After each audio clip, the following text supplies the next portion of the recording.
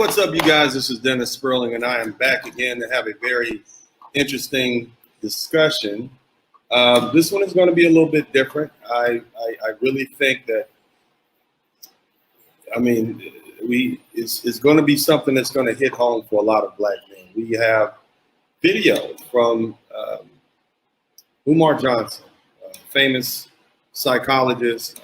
I understand that he's not, he'll tell you he's not licensed yet because he hadn't taken the time to take the actual test. But the bottom line is he is presented with an opportunity to talk to a young man who suffers from a lot of the same anxieties that we as black men suffer from, related to our mothers. And I've learned this, and anybody who's been in the manosphere long enough, who's been in black YouTube long enough, Facebook, which is where I started off for 10 years until I made the transition over here.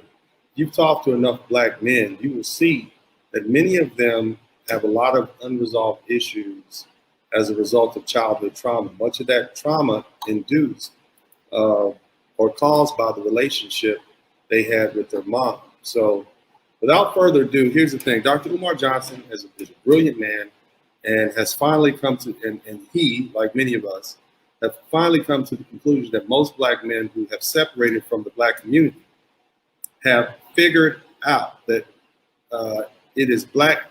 What they figured out is that it's the treatment that they received while they were under the authority of the black community that triggered and caused for them to want to move. The problem is he has hope that the conflict can be resolved. I don't. I will tell you why. First of all, black boys don't like their black moms. And it's not that they don't love their moms. You can love someone and not like their behavior. I don't have any doubt that you black men love your mom. I know you love your mom. You just don't like some of the things you saw growing up. And that's why you don't like your mom. You love her, but you don't like her. That's pretty much, that's the quagmire that many brothers in.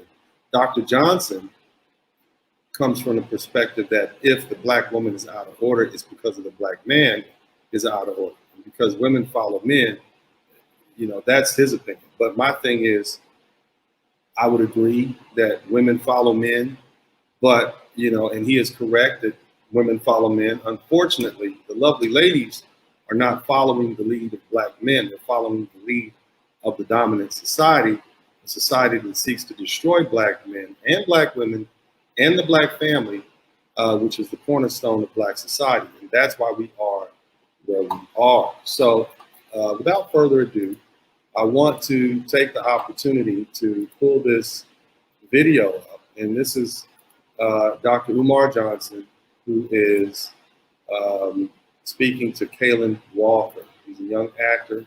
And I want to just go ahead and let it play. There's going to be some profanity here. We'll stop from time to time and discuss what's being said. But if you can hear what's being said, hit the number. I'm going to make sure I'm a faithful husband with kids and be a good dad. Because you heard the story about my father. Daddies ain't been around here about with me. I grew up calling 8, 9 dudes dad because my mom was all over the place with everybody. I didn't have a father figure. So let me ask you a question. Psychological investigation. Is it possible that your views regarding your biological mother, is it possible that what you saw and what you experienced with your biological mother, is it possible that that experience, childhood trauma, has created a bias in your thinking against black women? Is there a relationship between what you saw in your mother and your tendency to date outside the race? No, because I understand mothers and fathers. All right, so if you see the way the young man answered the question, right? And we want to take him at face value. But the truth is, yes, a lot of you black men, you date outside the race because when you date a black American woman, you see the same behavior that you saw in your mother's and it triggers you. And so it reminds you of some things that you had to deal with as a child, things that you're trying to escape. And that's why you would rather deal with another woman's set of problems, from their culture, their race, and deal with black American women. I get it. Now, this young brother is going to continue answering the question, and you'll see eventually it becomes, conclusive that that's what his issue is. So let's continue listening. They're imperfect. I cannot. Just because my mom had faults does not mean that she didn't do the best she can as my mother. Right. But that's not what the question was. The question is, do you have issues dating Black American women because of what you saw your mom do? And so he said, basically he said, it's not her fault that I have these issues. It's not her fault. Parents are not perfect, because he's almost ashamed of saying that. I get it. And a lot of you Black men feel the same way. But until you begin to just go ahead and hit it head on, then nothing's going to change. Let's continue listening. Intellectual assessment. I understand, and I agree with it, but I'm talking about the psychological. In other words, what impact did it have on your dating selections? My mother? Yes. What you saw with mom. What you saw with mom. What impact did it have on your choice of me? And is there a relationship between what you saw happen in the life of your Black mother and your tendency to date non-Black women? My mom, see, this is the part that irritates me, but I feel like it's necessary because I know this is your job to understand what goes on through our minds. So, as I told you, me and my mom don't speak. But if you're asking questions about this, if you and your mom don't speak, Caleb, that is clearly telling me that there's energy in there. You understand? There's emotional energy in there from childhood between you and mom. And that energy is influencing other life decisions that you are making. And I believe that those experiences with mom has helped create somewhat of a negative bias towards Black women, and that's why you tend to look otherwhere for companionship. Now, Dr. Umar Johnson said that far more eloquently than I ever could. Okay, but the bottom line is that's the issue that a lot of brothers are facing. The issues you have with your mom, the behavior that you saw your mother exhibit, these issues are causing for you not to want to date Black American women. It's something that, and I'm not talking about not dating Black women, because the same brother who can't or won't date a Black American woman will turn right back around and date a woman from Ethiopia or a woman from Nigeria or a woman from one of these other countries where there are Black women who are even Blacker than most Black American women are, if you in as far as DNA is concerned. So this is something that we have got to address. You see, because here's the thing, fellas. Even if you escape that the Black, dating pool, you still have those issues and you still want to deal with that. That's why oftentimes, these issues go unaddressed because you escape. And so basically you don't deal with it anymore, but it's still right there. Okay, so this is a learning lesson. If you appreciate this conversation, hit the number 1 button. Let's continue listening to what Dr. Umar Johnson says. My mother, if we're having this conversation, I got to say the truth. Say the truth. And you don't have to say any more than you want to, though, my brother, but say the truth. No, I feel like these dialogues are important because if I try to stop dialogue when shit gets deep, then that's showing I'm not a real man who can stand up to my truth. I grew up calling 7 to 8 dudes dad. Why?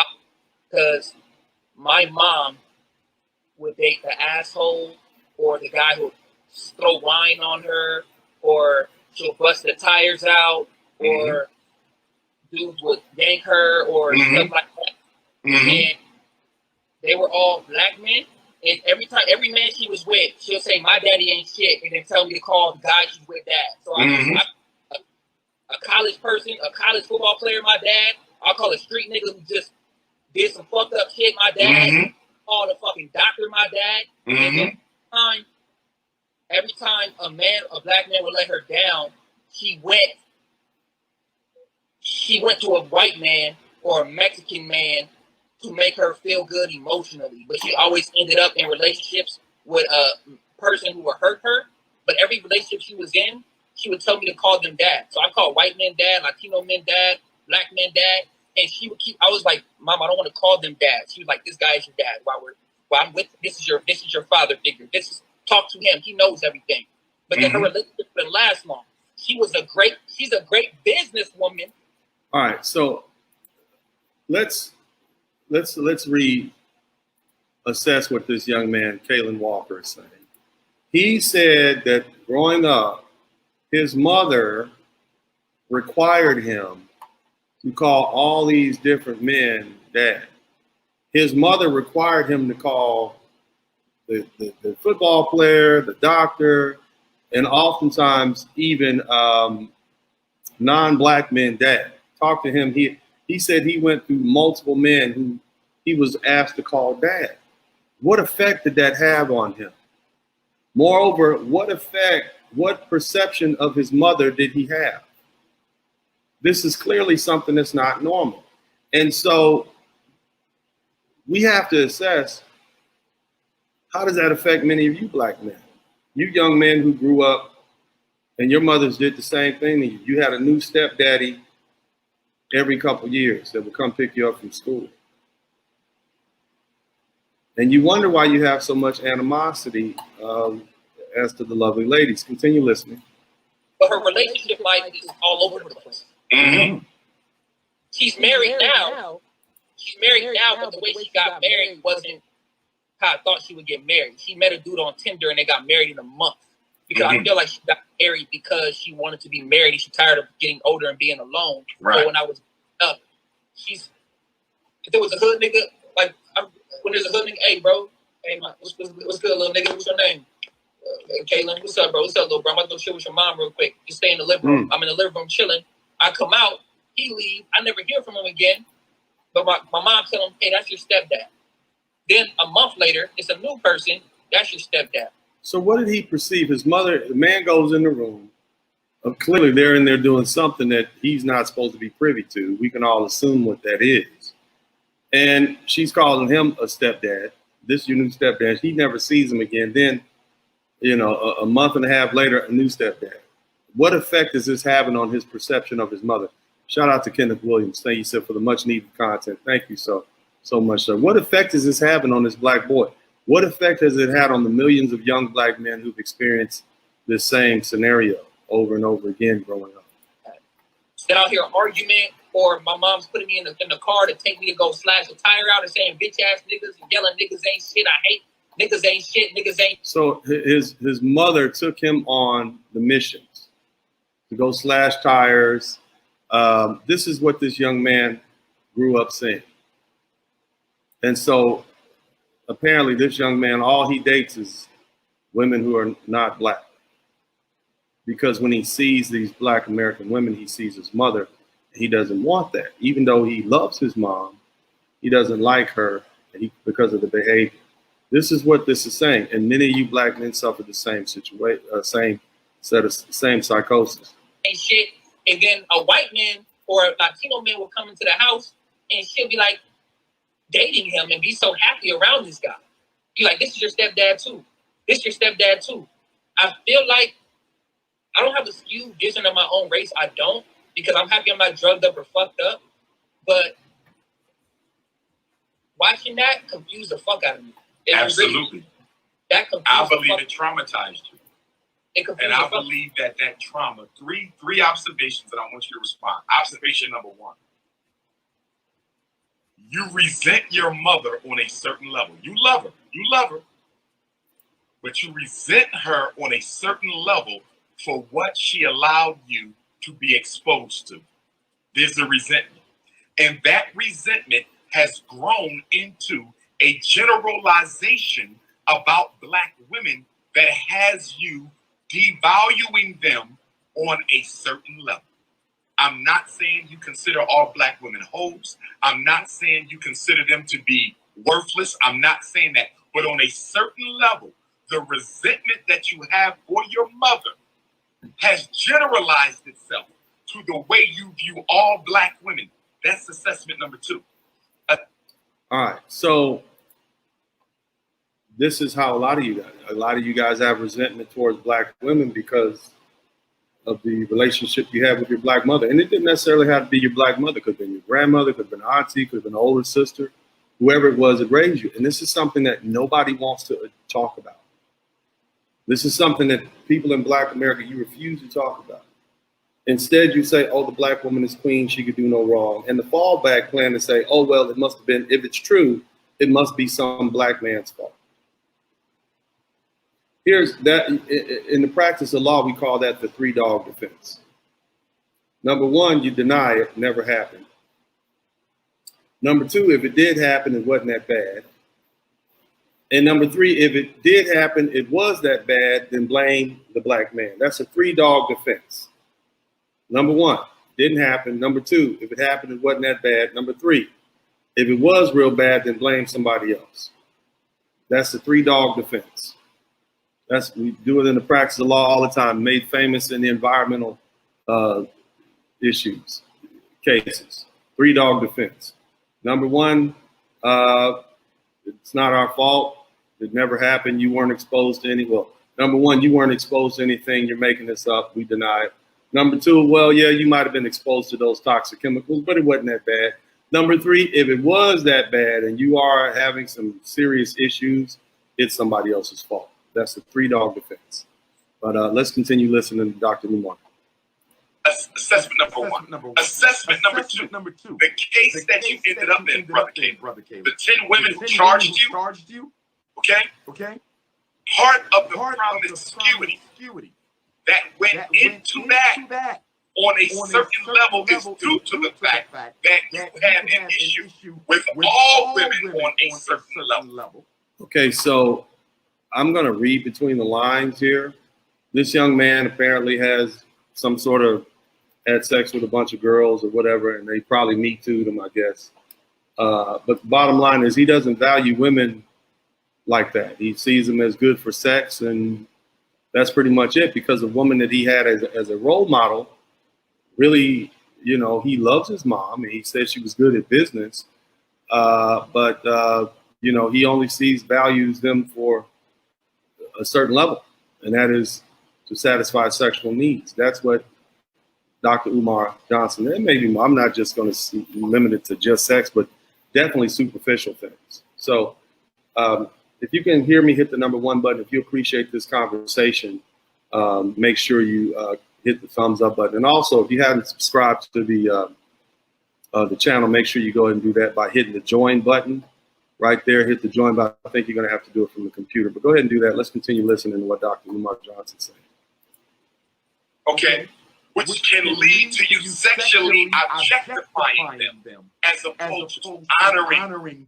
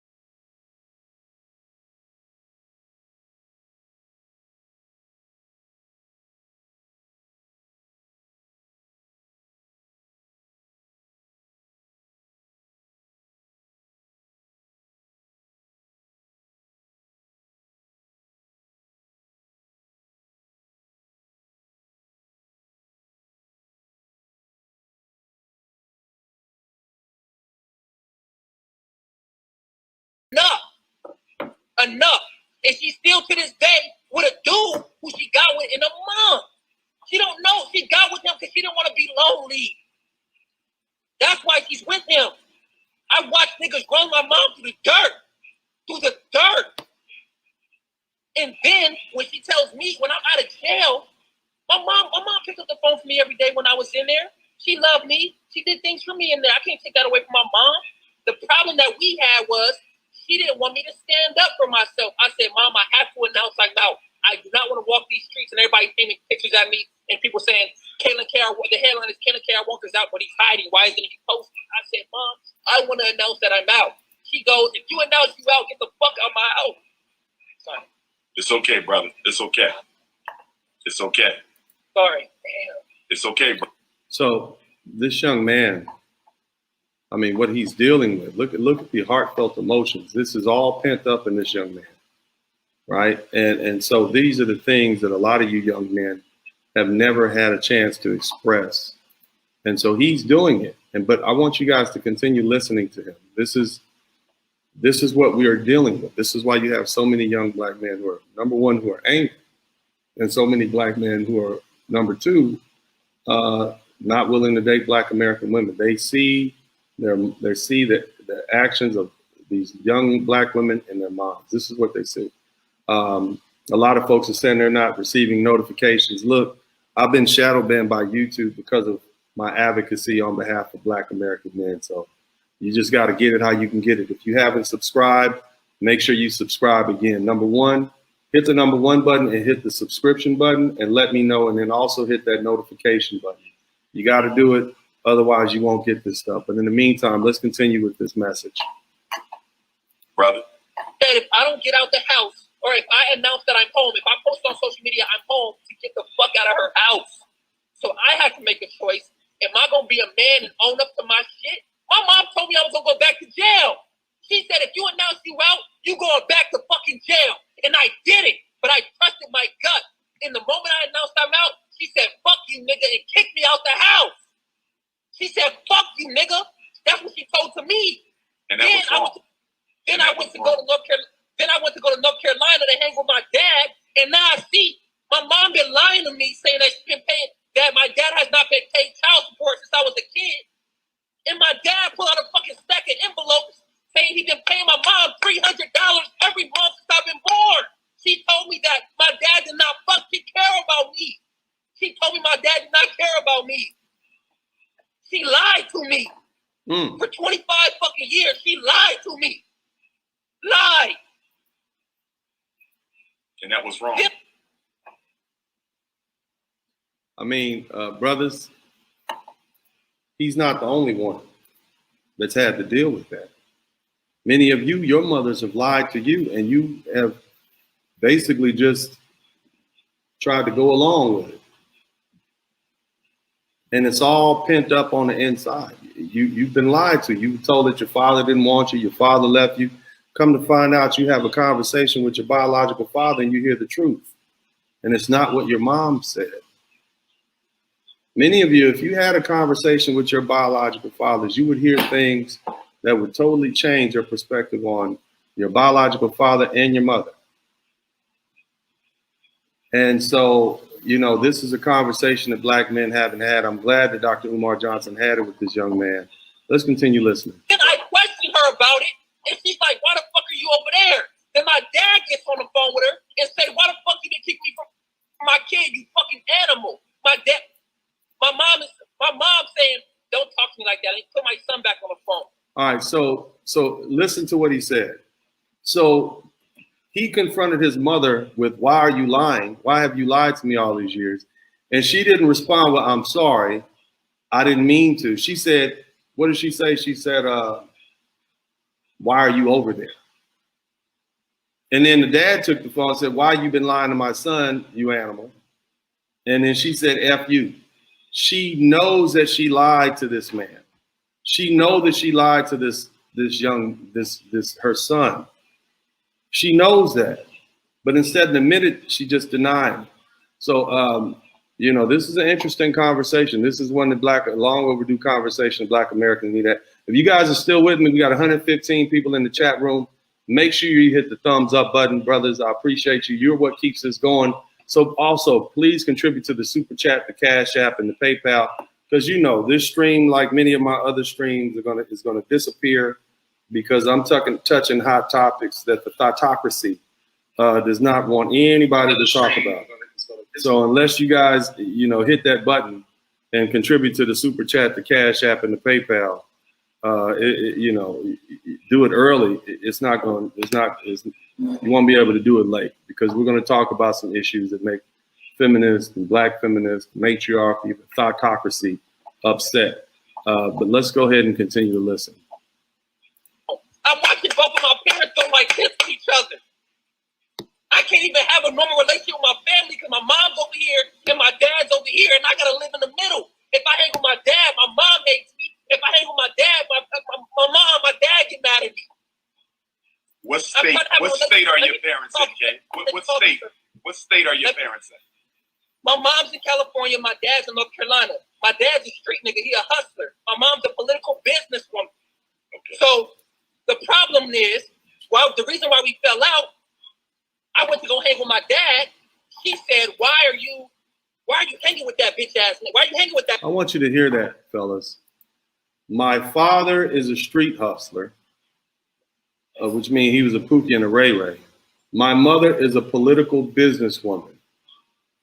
So what that means is his mom was out there thotting, 20-something years ago, and she hooked up with a Pookie and Ray Ray type. And she gave birth to his child. And this is where the dysfunction began.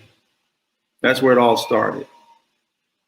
So on top of that, the fact that this woman is a political businesswoman indicates that she's an educated woman. So education alone is not an indication that your mother is not subject to this toxic culture that devalues black men. Shout out to Paul Baptiste. Thank you so much for the Super Chat, the Cash App. And shout out to Aramus Thornton. Thank you so much for the Cash App, sir. Please continue to contribute to the Super Chat, the Cash App, and the PayPal. Let's look at this, and then we're going to do a breakdown later. My dad took the phone from me. You fucking bitch. Fuck you. You fucking lied to my son for 25 years. Hoe ass bitch. Fuck you. My mom saying to my dad, fuck you, bitch ass nigga. You ain't shit. You would never be shit. That's why I kept you from your son for 20 odd years, bitch ass nigga. They going at it. And I gotta sit there and cry and just take it. Then I called my mom. I said, Mom, you told me for 25 years that this man has not paid child support since I was born. What the fuck are these envelopes of my statements on my name? Which tells me my mom's been collecting money on my behalf that's supposed to go to me for 25 years and didn't pay me nothing. She's been using the child support money to support her. And my mom, my mom wanted to be famous. She wanted to be a famous model. She would get pissed off at me when she go to red carpets and I didn't bring her. But she don't realize when she's going to red carpets, everybody's trying to fuck on her. She's getting drunk everywhere. I don't want people to try to fuck on my mom. It's hard, bro. It's hard. Now, on top of that, when I say mom. Basically, he said he doesn't take his mom anywhere because when he takes her places, she gets drunk and turns into a thought.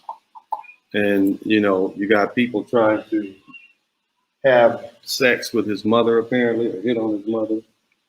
And many of you know that this is not something that's germane to this young man. This has happened to many of you. You can't take your mother anywhere. She's flirting with folks. It's a class issue, but this woman is an educated businesswoman. It's a culture. It's a toxic culture. This is why I refer to it as the thoughtocracy. It's driven by sex. It's driven by primordial urges. It's driven by the desire for power and to rule over.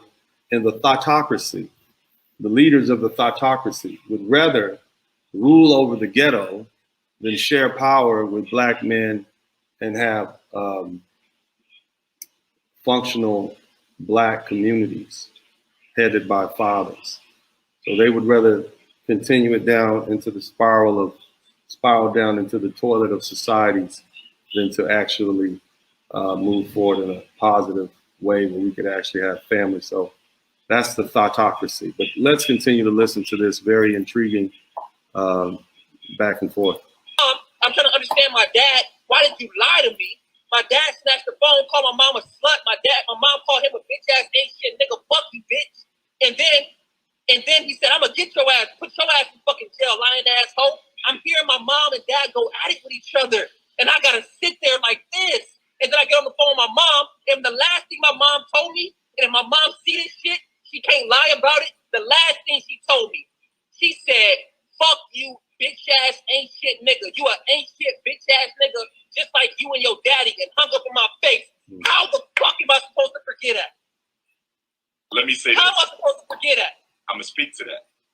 First of all, your feelings are valid. We're not going to dismiss them. What your mother has said to you is wrong. It's inappropriate, and no son should ever hear those words from his mother. Nor should you ever have to hear your mother or father go back and forth with their own baggage in front of you. I'm sorry for them subjecting you to that, brother. You have a right to feel hurt. You have a right to feel anger. You have a right to feel pain. Everything you feel right now is valid. I want to be clear about that, first of all. With that being said, Kay, with that being said, 3 facts that I want you to just meditate on, brother. Fact number 1, healing begins with forgiveness. Healing begins with forgiveness. That don't mean you can forgive right now. Everything is done in time, Brother Caleb. You might not be ready to have that conversation with your mother for 12 months. You might not be ready to have that conversation for 3 years. Don't want to talk to me. No, but stay with me. Stay with me. Let me get to that's my next point. So number 1, I need you to know, brother, you don't get past this without forgiveness. But you don't get to forgiveness until y'all begin to process. You need process in order to release the pain, the anger, the hurt. There can be no forgiveness without process. But here's the second point, Brother K. I need you to understand that your mother lashing out at you is not personal. Stay with me for a minute. Okay, so this is where Dr. Umar Johnson loses me.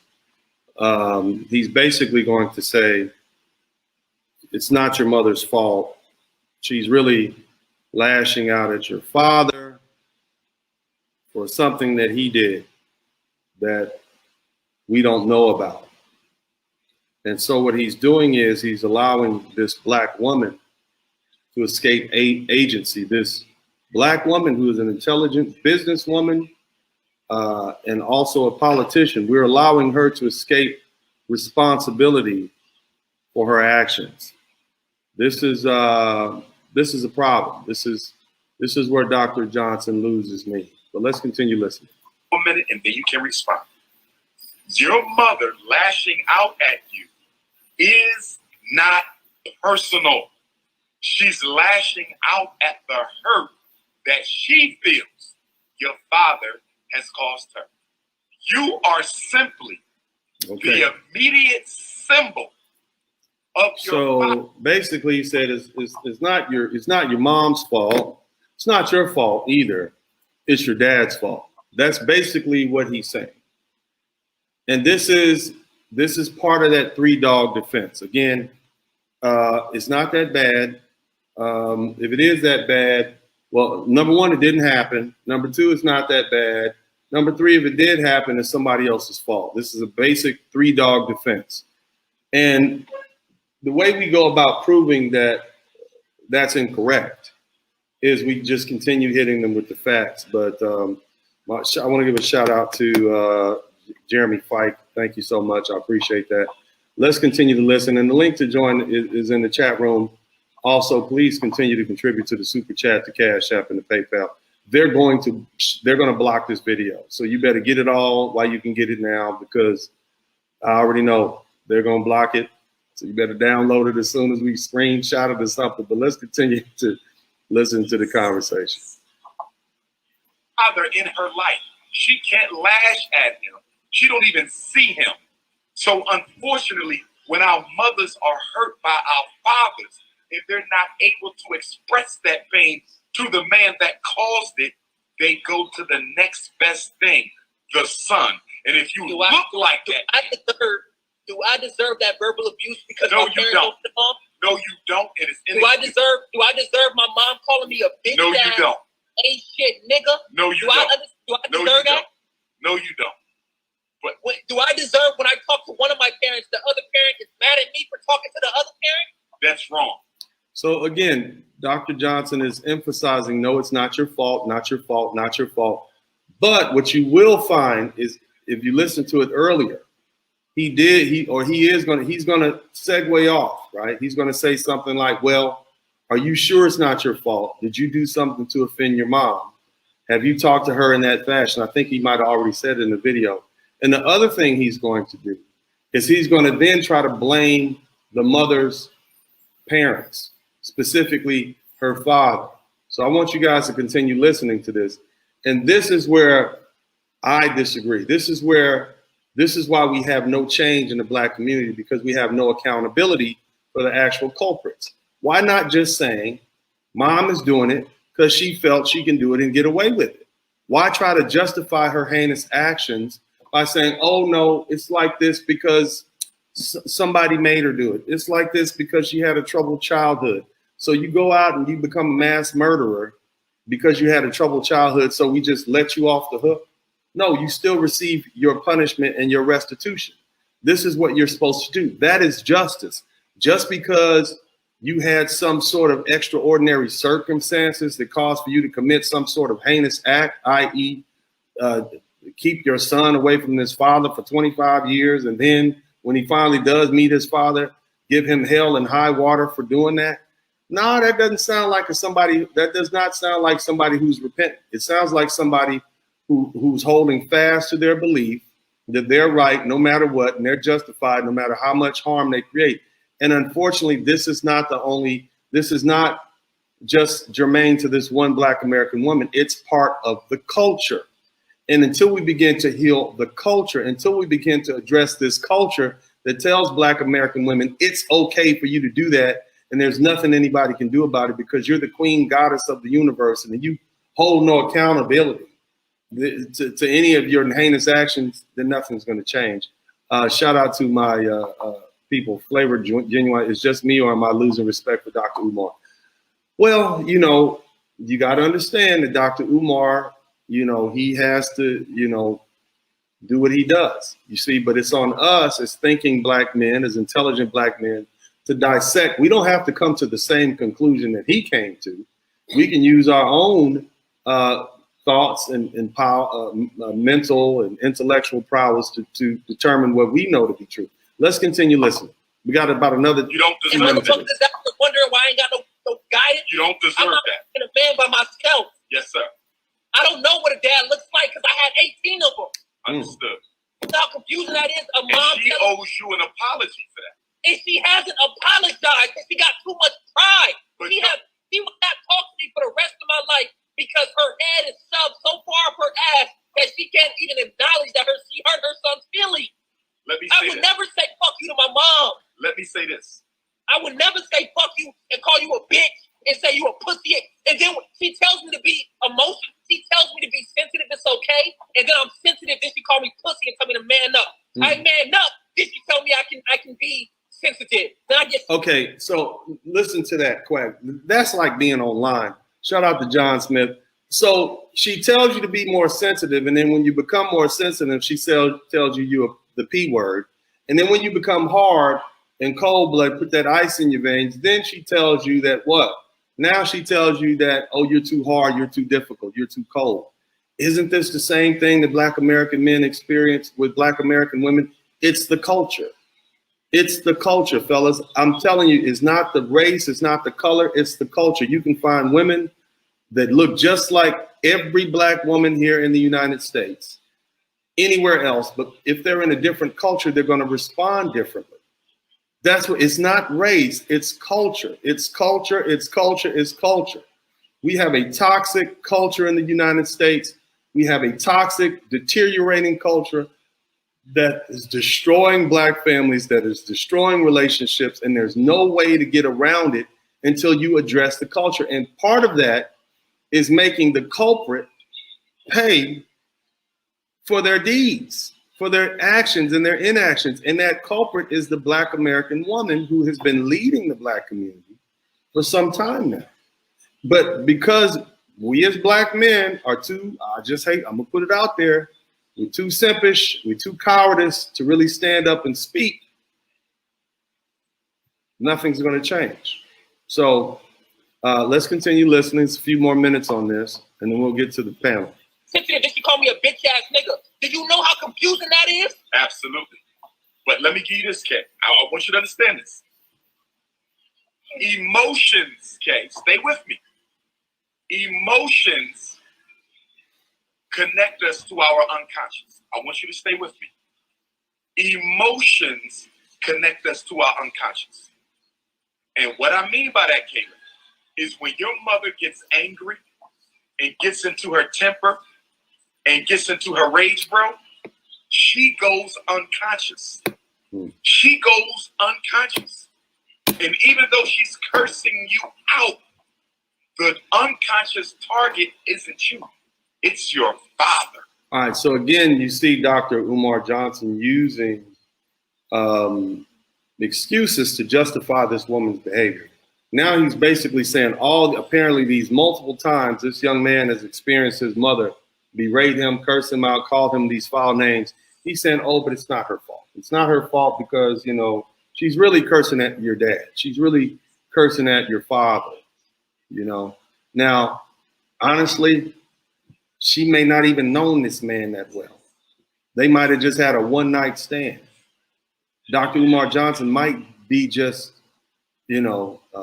importing facts because it is an ability that allows him to defend this black American woman. Because if he impeaches this woman for her behavior, he's impeaching thousands and thousands of other Black women for their behavior. So, I understand his position, and remember, he's supported by Black American women heavily. So let's continue listening. I need you to understand this. You are the target, but you're not the purpose. Your father is the purpose. So you're going to have to learn how, and this is not easy. This is not easy, bro. You're going to have to learn how to detach from the situation when your mother goes into her unconscious emotional rage. She's not talking to you. She's talking to your father, bro. But she said, listen, dog. She said. Even the young brother doesn't believe it, and as long as we continue to make excuses for this horrible behavior, nothing's going to change. As long as these lovely ladies are not forced to be held responsible for their actions and inactions, and they don't suffer any consequences from it, they're not going to change. And as brilliant as Dr. Umar Johnson is, I think he's a bit biased because, like many of us, we were raised to be simps. And, you guys in the red pill community, you're probably 4 or 5 years removed from putting Black American women on pedestals, including your mom. But remember, to the typical Black American person, the Black American woman is the sacred cow of the Black community that can do no wrong. In India, if you're driving down the street and the cow is in the way, you just got to wait. You better not hit that cow. You better not move. You better leave it alone because it's considered a goddess. And so that's the same thing. As heinous as these activities of these Black American women are towards their sons, there's nothing you can do about it. There's nothing you can say. If you do it, it's damn near like speaking blasphemy. And so this is the situation that you brothers are in. And this is why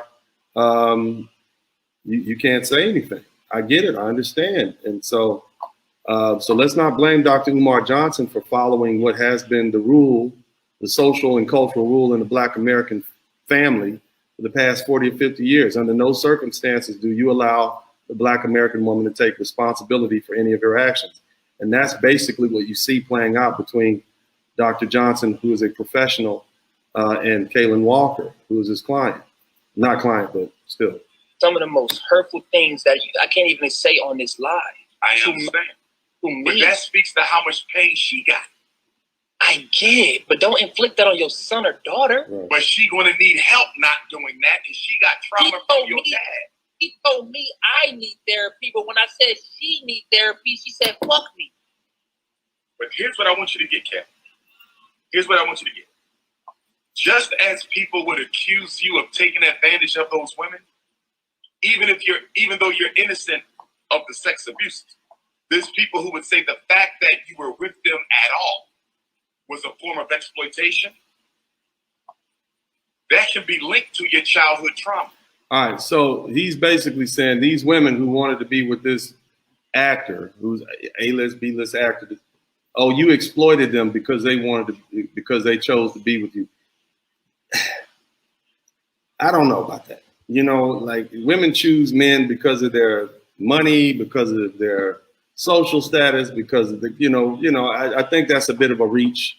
The Dr. Johnson, that's not really taking advantage of a woman if they want to be with you. We all know that women seek out men with money and power and status. So if they perceive this young man as that, whether it's 10 of them or 21 of them, you're taking agency away from women. What does that mean? You're basically treating them like babies. You're treating them like they have no control of their actions. And that in itself is chauvinism. That is the epitome of toxic masculinity. When you begin to strip agency away from women, treat them like they're human beings, treat women like they're equal. When you begin to see them as though they're equal, then we won't have these problems anymore. Make women be responsible for the actions that's what they fought for. Give them the equal rights. Give them the equal responsibility that goes along with that rights. They have total control over their bodies. They have total control of themselves. Yeah, okay, well then the responsibility, and you have that, and now the consequences that come from that responsibility. Stop blaming everyone else for actions that women do. Otherwise you're just a chauvinist, like every other man that thinks a woman, oh well, you know what, she is inferior, and therefore we have to do her thinking for her. And if anybody has sex with a woman, then my God, it's his fault because she had no agency, because she's like, one of those mannequins in the store and can't think for herself. That's chauvinism. And so we got to let that go. But let's continue. That's a complicated issue. Let's continue listening. Well, guess what? The way your mother treats you can also be linked to her childhood trauma. How do you know your mom wasn't a sexual abuse? Here we go. All right. So now he's saying, how do you know your mother wasn't sexually abused? The inference being what? She was abused by somebody else, probably a man, probably a black man. You could allude, it could have been some black relative or whatever, father, uncle, cousin, whoever. But again, he's providing an outlet to justify this woman's heinous behavior in keeping this boy away from his daddy for 25 years and lying about the child support. This is what make one match the other. What's the difference? Where's the correlation here? But, let's continue listening. But what you do see is not allowing these lovely ladies to accept fault for their actions, which is why this activity continues in the black community. Let's continue. Abuse victim. How do you know your mom's father wasn't emotionally abusive? How do you know your mom's mother wasn't emotionally neglectful of your mother? The point that I'm making. She was. My mom told me my grandmother drank a lot. Exactly. You see that? My mom and my grandmother drink a lot at the same time. I've seen that. Intergenerational trauma came and I feel bad because I wasn't drinking, but I told myself I don't really drink or smoke like that because I don't want to have that generational curse. Because I'm watching my mom and my mom's mom drink a lot. And my grandmother, she's older. She's in her 70s, and she's still smoking hella cigarettes and drinking her life away, and it's killing me. I'm like, oh, damn, dog, I miss mom. But it's just like, she just can't apologize to me. All I want her to do is apologize. That's it, dude. I'm willing to bet, though, Kaylin.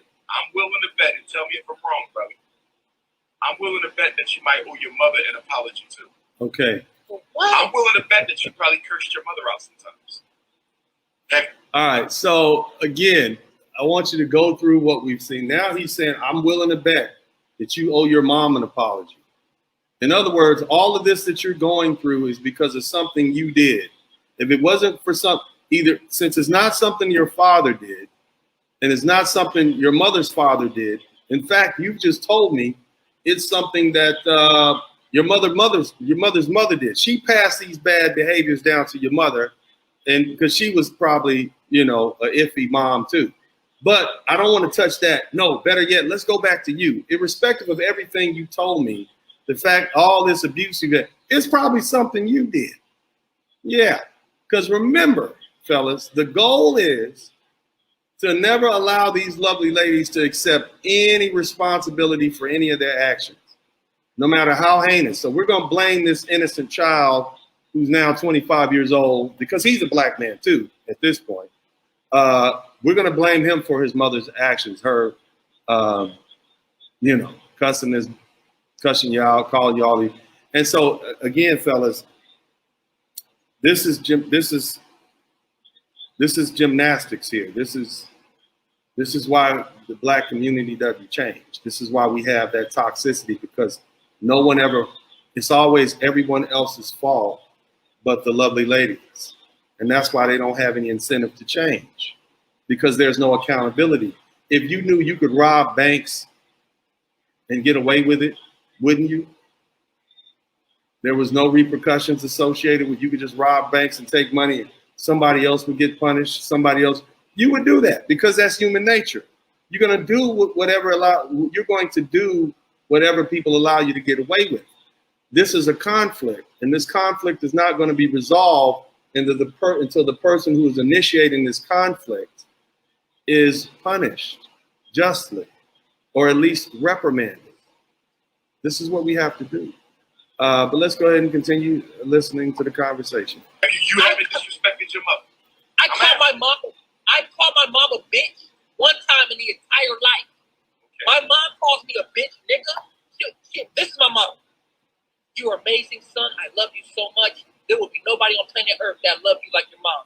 Me, I love you more than life itself. I would die for you. That's her on one phone conversation. Then the next phone conversation, if I don't do what she tells me to do, I'm a bitch, nigga. I'm a fuck me, and I'm going back to jail. The problem I have with my mom is everything she told me I couldn't do, if I don't listen to her, I accomplished it. All right, so here's what we're dealing with. Many of you guys who've had baby mamas and ex-wives and wives and whatnot, what happens if you don't do what they say, the way they say do it, when they say do it? You get the shame, the guilt, and then after that, they call the police on you. They pick a fight. They cuss you out. This is control. This is what she's doing. On one hand, she's emotionally manipulating him by telling him, hey, no, that's like what men do. Baby, ain't nobody else going to treat you like I do. Baby, ain't nobody else out there for you, girl. You better stay right here. And then next thing, you slapping them upside the head. But baby, yeah. Then the next conversation after that, girl, you better stay here. No, it's going to be worse out there if you move on. This is manipulation. That's what pimps and players and hustlers do. This is rudimentary game. And you wonder why, you know, she was gravitated to a street dude, which is who Kaylin's dad was. But that's purely manipulation. And somebody needs to call. Instead of, I'm not a psychologist. I just have seen this behavior before. And this is what we all know to be true. This doesn't take a rocket scientist or psychologist to figure out she's manipulating this boy using God. I'm the mother. I'm the greatest of all time. Blah, blah, blah, blah. This is what we're dealing with. If you guys appreciate this conversation, hit the #1 button. I think it's interesting. Although I may disagree with Dr. Umar Johnson's conclusions, the fact that he was able to fish this information out of this young man, it's a learning tool for all of us. So kudos to him. But let's continue listening to this very intriguing conversation. She tried to manage me at one point. I didn't want her to because she couldn't dedicate her full time to managing me. So I said, I don't want you to manage me. So what did she say when I got a manager? That manager will get you fucked over. Watch. She told me, I told her I wanted to be an actor. She told me, let me manage you. If somebody else manages you, it won't happen. I became a fucking actor. She told me, don't drop this song. Your voice sounds weird. I dropped it. It was a hit record. I proved my mom wrong. She kept doubting me over and over and over. She told me I was going back to jail next month. I walked out that bitch. Walked out. And she still haven't acknowledged that she's wrong. I've been proving my mom wrong over and over and over. And she still has too much pride to say, I'm sorry. That's all I want. And you see why this young black man doesn't want to date black American women. Because he sees that same ego, that egotistical, controlling behavior in black American women, the manipulation tactics used in the same way. Not that all women are the same. They all use shame, guilt, and manipulation, but it's a different kind when it comes to black women manipulating black men. It's almost as if they believe we're their property to do what what we're told to do. Let's continue. We've got a few more minutes on this, and then we're going to go back to we're going to go and analyze it.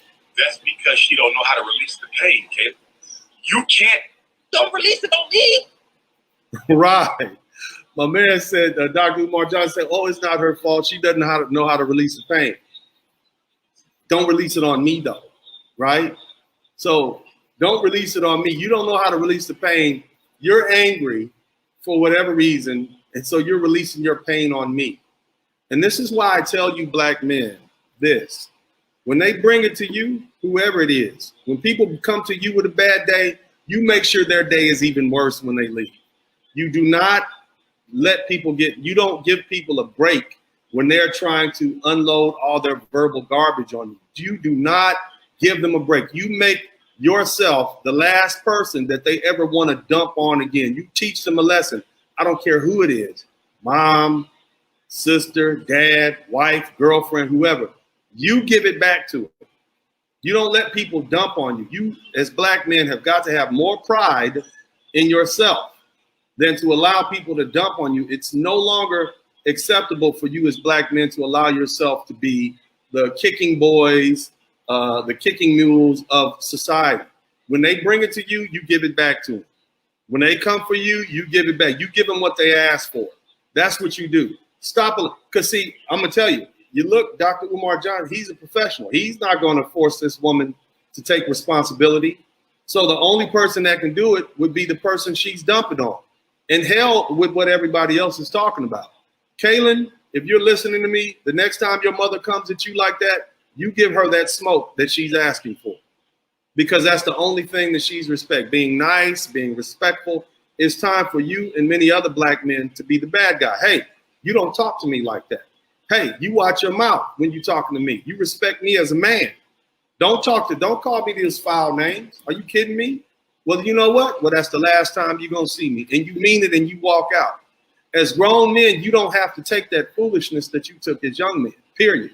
You don't have to. Now, if you choose to be the simp that you've been programmed to be, well, that's on you. But I'm telling you that you don't have to take that. You divest them of your time and your attention. You leave. You block them. You don't come around. If it's 5 months, fine. If it's 5 years, fine. But you are entitled to peace of mind and happiness. You don't have to take that abuse. That is abuse, and you don't have to take it. If it was a woman being abused by a man, nobody would have a problem with me saying, hey, that man is abusing you and disrespecting you and calling you all kind of names. Girl, you can do better than that. I don't care who it is. Some relationships are not worthy of being salvaged if they're causing more destruction. What can this woman do more than she can't undo the harm that she's done, period. And I get what Dr. Johnson is trying to do, but she's not going to give him the response that he wants. She's not going to do it. She's not going to give him, she's not going to apologize the way in which he needs her to apologize. And even if she does, it's still not going to correct anything. He will spend the rest of his life trying to heal himself. The reason why a lot of black men are SYSBM is because they're like, you know what? I want to heal myself. And if healing myself means I can date black women, that would be good. But because they remind me of my mother, because they do the same things, act the same way, they're from the same culture that my mother is from, and that reminds me of the abuse I suffered as I'd rather just not deal with them at all. That way I don't have to waste my teens and 20s and early 30s trying to heal myself. Instead, I could just go find a woman from a different culture and move on and have a family. Even if that woman might even be blacker than the woman that I'm dealing with in America.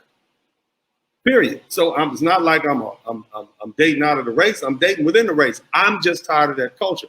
That's why brothers are like, hell, we're trying to heal. I'm out. Period. I get it. Let's finish up. We'll be right back in a minute. Right, but it has to be released. If you're the only person, Not me though. understandable. But just like she's releasing her pain on you, at a certain level, you're releasing your pain on the women. And I think it manifests as a sexual objectification of the women who come into your life. In other words, we are all victims and we are all perpetrators. We are all victims and we are all perpetrators. All right, so now he's trying to say, well, you're a perpetrator too. You're not innocent, when in actuality he is. But anyway, we got some folks who patiently waited here for this conversation. I know you guys, this is personal to a lot of brothers. I think it's going to provide a lot of healing. I hope it does. I kind of approach things. I don't give relationship advice. That's the first thing. That's what you guys should understand. I deal with conflict resolution. Marvell says the simp programming must stop. These black males will jump on the Lord for judging black women. Shout out to you, Brother Sterling. Yeah, you know, I strip away the emotion. I don't do emotions. I don't want to talk about emotions. I want to talk about conflict resolution. I want to talk about how we get this resolved. So here's, you guys saw the actual outline that I put, right? And so here's what I want to read for you guys. Dr. Johnson comes from the perspective that if the black woman is out of order, it's because of the black man, because the black man is out of order. That's the same thing the Honorable Elijah Muhammad said. He said, basically, if there's something wrong with a black man or black woman, it's because it started with a black man. I get that. I understand that. You want to keep the people in the pews and the mosque, but the bottom line is that way of thinking is outdated. So we're in a situation now, we have to reevaluate that. We have much respect for Honorable Elijah Muhammad, all the followers of the Nation of Islam, but that way of thinking is not going to get us anywhere. All right, so here's the thing. Let's analyze this. What is the nature of conflict? Now, matter of fact, before we go any further, I want you to look at something that the Honorable Minister Louis Farrakhan said, which I saw on the internet, which I think is very important, because what this does is it shows you that, let me move this out of here. Hold on a minute, stop the screens, sharing. Give me 1 second. I want you to hear this, and this is him actually addressing and this is from Brother Ben X's Instagram page. I want you to check this out. Listen. Uh-oh. Hold on a minute. That you are now the master of your destiny. And if you as a grown person want to continue to blame the white man, blame your father, blame your mother, blame the educator. I had a bad teacher. I went to that dumb school over there. I was in reform school. I went to jail. I went to here. Every place you've been is school. And if you learn what you're supposed to learn, you come out of wherever you've been with a determination to become your own master. Is this white man, damnable world that cracker built, that no good cracker wood. All right, so basically you hear the Honorable Minister Louis Farrakhan telling grown-ups, hey, you need to be responsible at a certain point. At a certain point, you're a grown-up. And so, you know, that also applies to women. We cannot continue allowing black women to get away with literally, you know, just destroying black relationships, ostracizing boys from their fathers, and think that the black community is going to get any better. It's just not going to get any better until we as black men make them begin to accept responsibility. There's a reason why you modern day black men don't accept that foolishness that the generations before us did. There's a reason why there's a backlash to playing stepdaddy, because many of us were raised by black women, or we know people who were raised by black women. We observe their behavior, and it's impossible for you to get these young brothers to put these women, these lovely ladies, up on pedestals, because they know about the cookie can of weed underneath the bed. They know that mama used to sneak 2 or 3 dudes in the house every month after they went to sleep. They know they have 4 or 5 dudes that they call stepdaddy or Mr. John or Mr. Tom. They know that these women are not worthy of being put up on pedestals. Nobody is. Nobody is deserving of worship but the Most High, period. But the bottom line is you can't get these brothers to do that. They're not going to do it.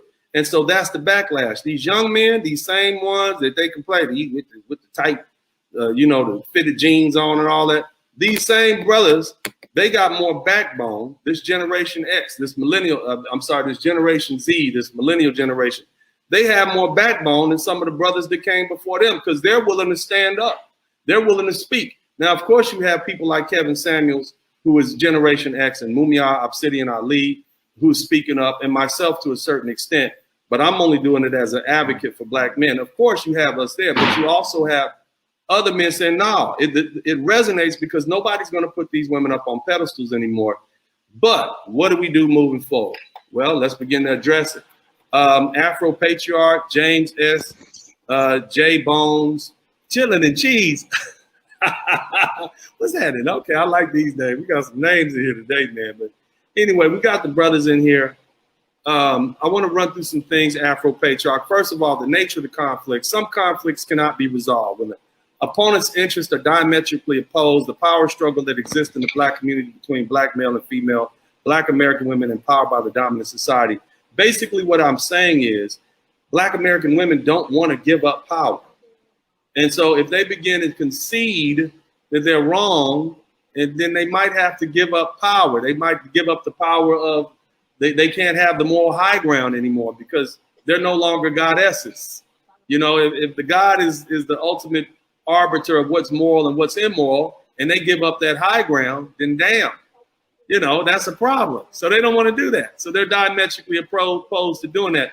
But Afro Patriarch, man, what are your thoughts on this conversation? And then we're gonna go to James.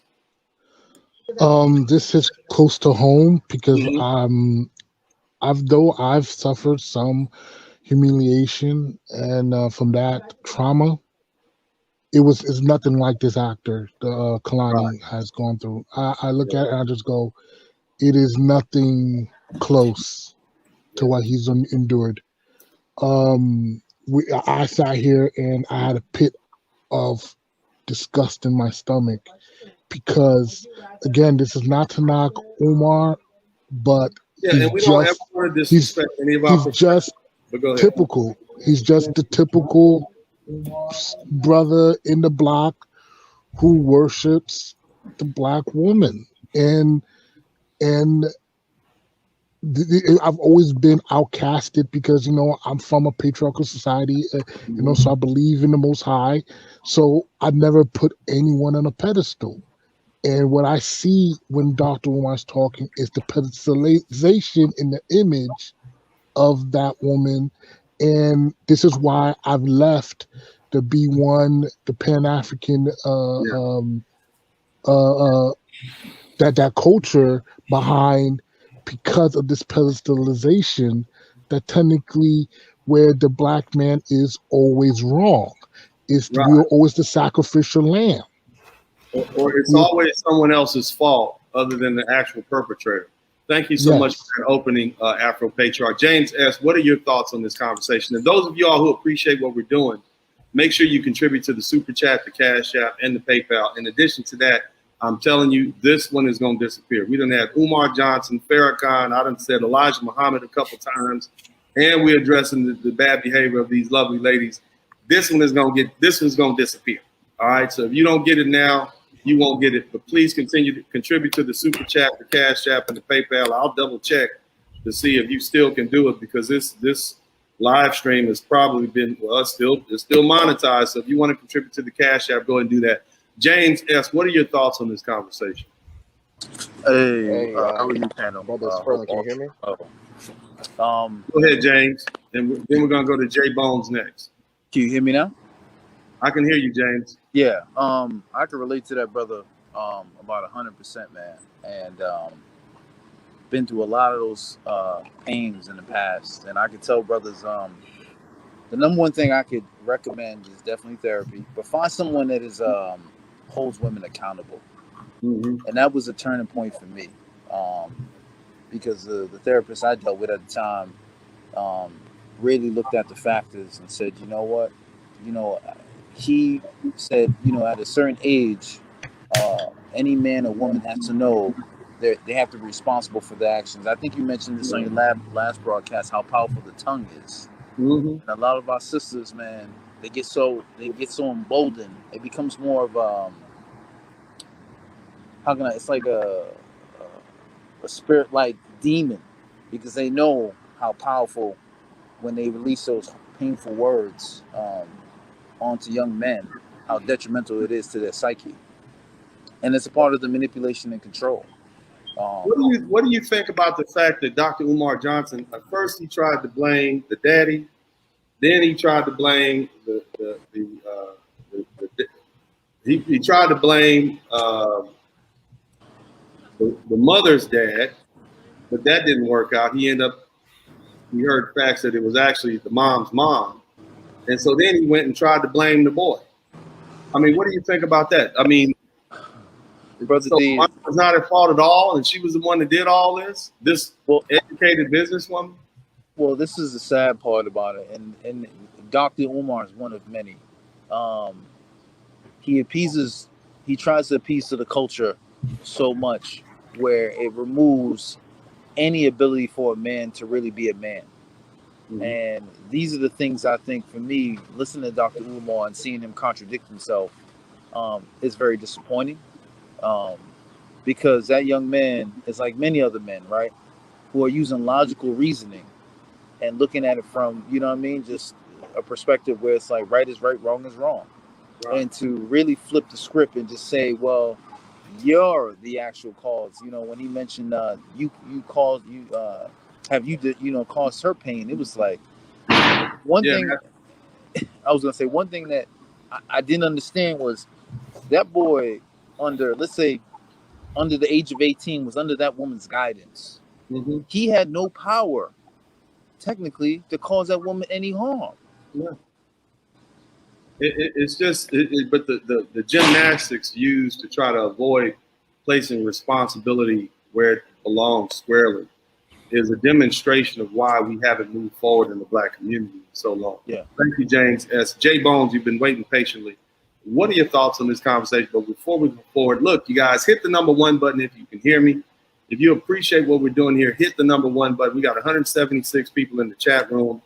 I don't know how many likes we have. We got 133 likes. Come on, y'all, get the likes up. It doesn't cost anything for likes. Go ahead and hit the like button. J Bones, what are your thoughts? Hey, Brother Sperling, how are you, man? Can you hear me? Yes, sir. Okay. You know, it just seems like the same old, story when it comes to what's happening within the community. I remember speaking to a friend of mine. He's a captain or sergeant in the military, and he told me one of the most important things he learned in the military is that when someone gets out of the military, the best thing that you can do for them if they're in the workplace is to treat them like a regular civilian.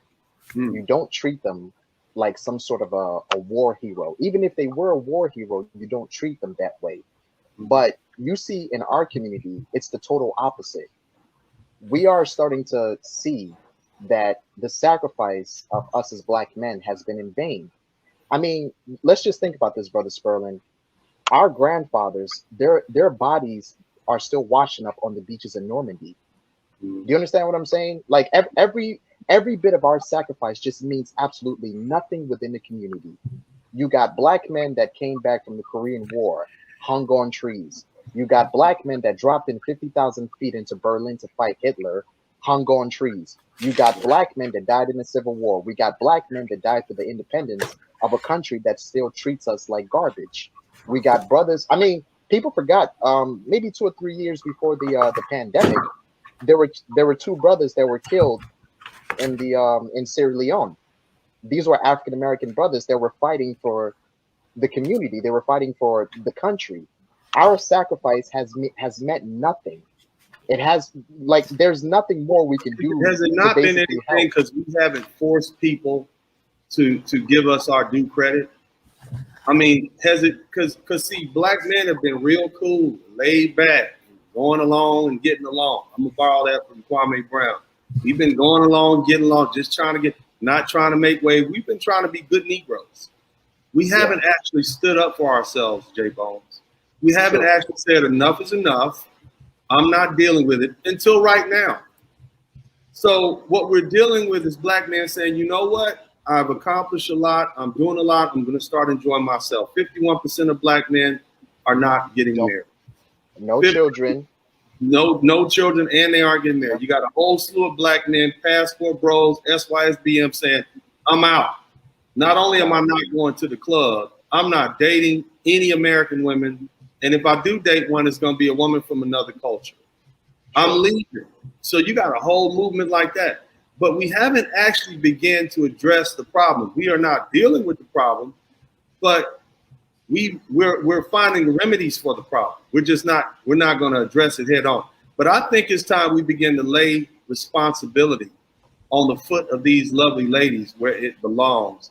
And so I want to go to D. Gant. D. Gant, you've been patiently waiting, and then we're going to go to Chitlins and Cheese. Oh, we lost him before you came in. And Devin Scott and then Chitlins and Cheese.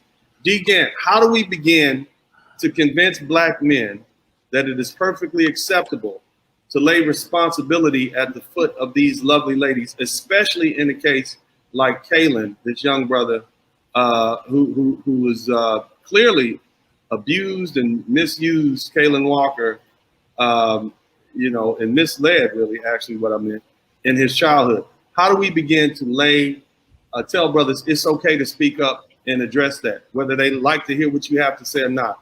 How do we do that, D? D, you got. Let me see if I got it. Maybe I need. Go ahead, D. How do we deal with it? It's my fault. That's a tough one to unpack because you gotta have courage. You gotta have kahunas to step up to the platform to say, this is what's up. You feel me? And express yourself fully. And a lot of men don't have the courage to do that because we were programmed to always cherish our mothers, right or wrong. We were programmed to love them, right or wrong. We never was taught to question them. You feel me? Even in my era, it was, if I questioned my mom, she would be like, because I said so. Like, why the money running low? Because I said so. You feel me? It was very dictatorial. And so when you come to things where it's very dictatorial. So when your mother says, because I said so now, well, how do you respond? Yeah, well, my mother passed away in 2015. But when we got to the end where I was a man and I confronted her and I said, you didn't raise. What'd you say? Yeah, she tried to avoid it. She got real upset every time I confronted her about how I was raised and what happened and how this made me feel, and how I suffered as a man when she did those certain things. When I had to pull her out of bars, and neglecting me. You know what I mean? She didn't like to hear that. And I don't think women like to take accountability because it's going to put them on that accountability track, which they want to stay off of. They don't want to get on the accountability train. The accountability train requires them to look at themselves in the mirror instead of, like you said, as goddesses or, I did the best that I can. Also, she kept me from my father's family. I always thought it was an us versus them thing. You feel me? I thought it was an us versus them thing. So every time I saw him, I hated the look of him. I hated that my face was like his face. I hated that I had the same love for reading that he had. I hated myself because of my affiliation, because of what my mother programmed them to me. Wow. And I thank God that I got forgiveness and I gave my life to the Most High that required me to have that real grown man conversation with him and got the other side of the story from him. You know what I mean? Where I got a chance to talk to him and really get his side of the story to figure out what was going on in his mind when he had to deal with my mother as well. So here's a tough question, and this may be, and we're gonna go through a little quick round. I want to get my man Devin in here, and then Chitlins. But I'm gonna have some tough questions for you guys because I'm looking at this from the position of a conflict resolution. But Devin, what are your thoughts on this? And then we're gonna go to Chitlins and Cheese. I thank you, brother, for calling on me. I believe we have a situation where there's a lot of the majority of the sons in our community are raised by single mothers, and these mother-raised sons, right, have fallen into being subject to meanness. I mean, we got to tell the truth, man. A lot of sisters are mean as mothers, tyrannical, they're cruel. and they do this gaslighting that sends their sons the message that their sons are worthless, and instills them with a certain sense of nihilism. And a lot of sisters internalize that sense of worthlessness as well, which is what makes them feel comfortable going ham and going off on guys and bucking up to men and acting mannish, and just degrading themselves. And we have to address this infallible mother goddess complex, because that's even most of the brothers that are married, right? Even most of the married brothers are very henpecked beta males. I mean, we got to tell the truth. Even black marriage is not one where the man is the man of the house. That's the truth.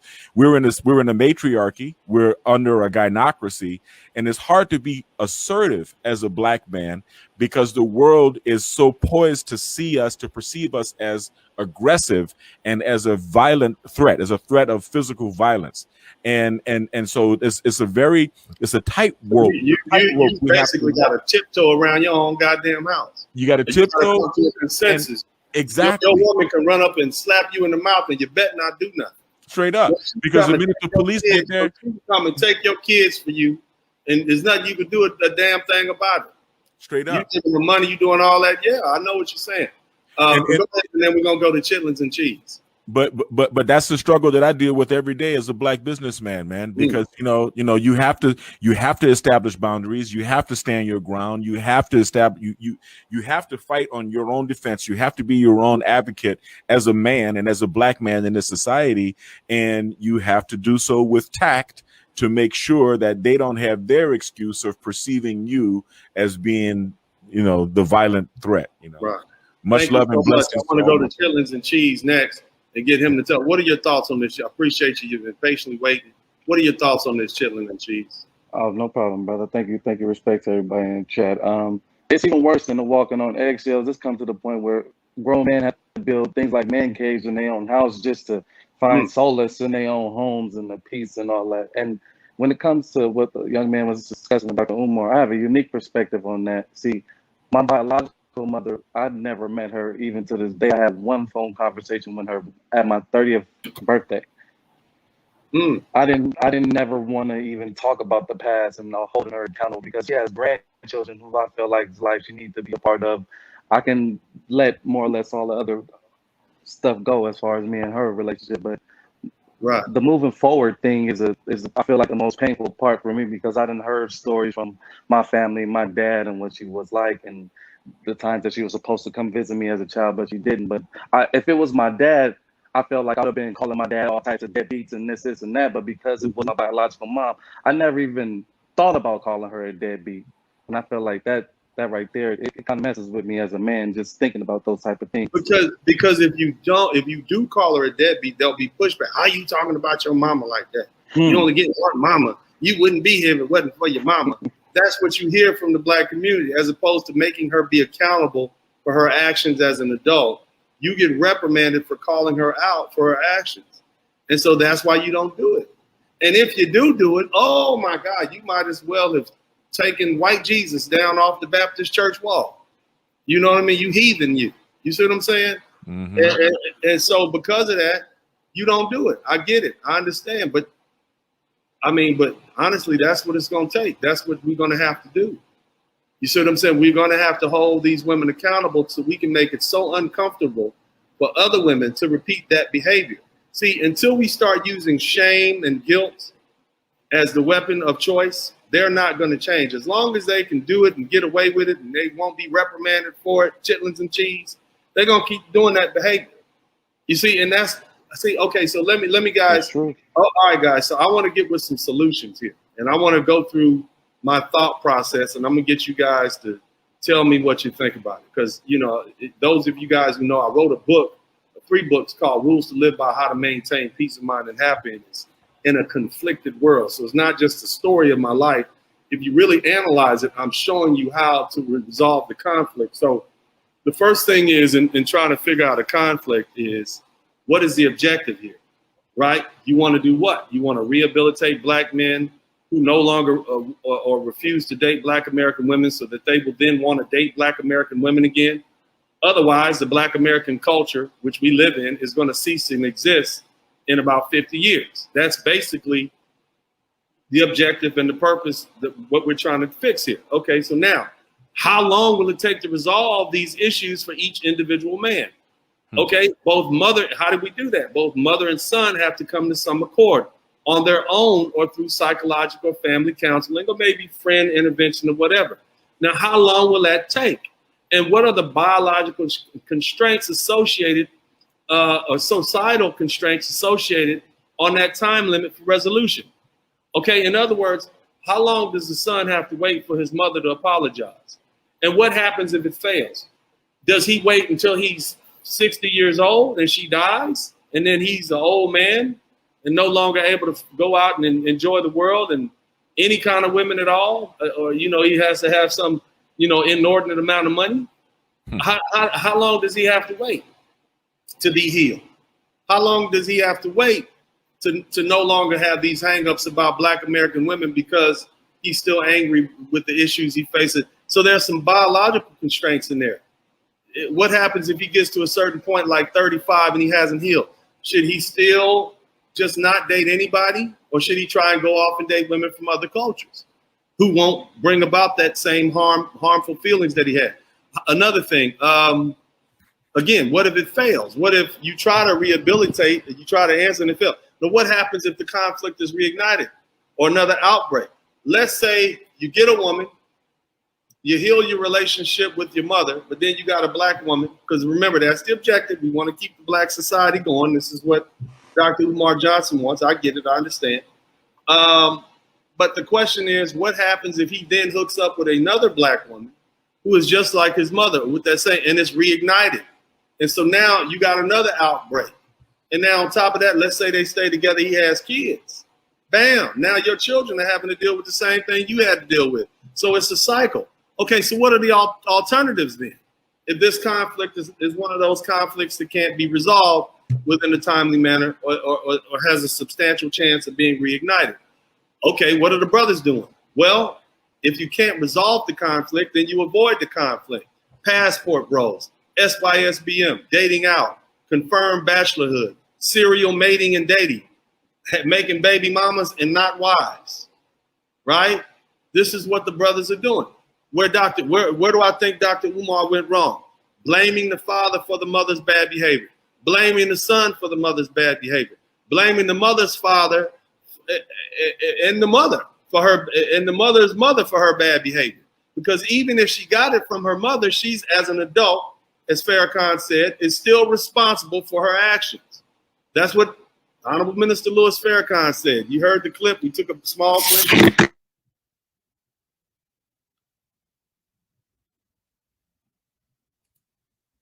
So it's not like it's just me. If you can hear me, hit the #1 button. I want to make sure I lost my channel. Can you guys hear me? If you can hear me, hit the #1 button. All right. If you can hear me, guys, hit the #1 button. Anybody? Devin, can you hear me? Yep. All right. So we should still be in here. If you guys can hear me, hit the #1. So what is the true solution? In my opinion, the true solution is accountability for all, forcing the mother to accept responsibility for her actions and not allowing her to blame. May I help you? Or not allowing her to blame her sons or her child's father. Right here next to the dog groomers. This is what true accountability is. This is what we do. Making these mothers grow up and act like adults. That's basically it.